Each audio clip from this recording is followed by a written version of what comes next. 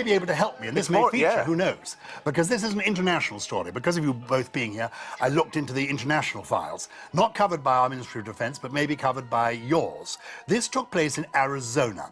An unidentified pilot, according to the press cuttings, flying near an airport in Arizona with his son when he spotted 6 lights in the night sky. So he called from the aeroplane to air traffic control to say, I'm seeing these lights here. I wasn't expecting any other planes. They're none supposed to be on my landing path. Can you tell me what's going on? They said there are no other planes. He said, I'm seeing 6 bright lights coming towards me. Mystery unresolved. Except, tail number for that plane was Bonanza 2 Tango Sierra, and I was the pilot. No way. Oliver and I.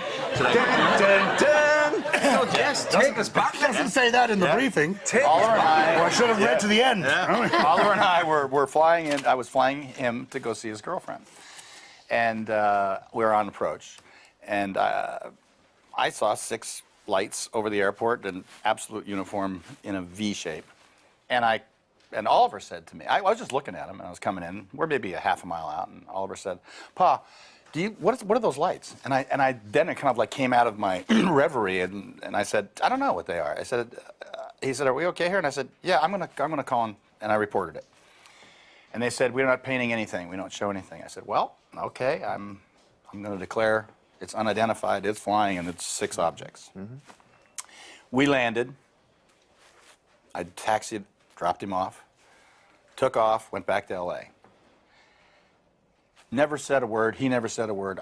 I never thought of it. 2 years later, Goldie is watching a television show when I came home. And the show is on UFOs.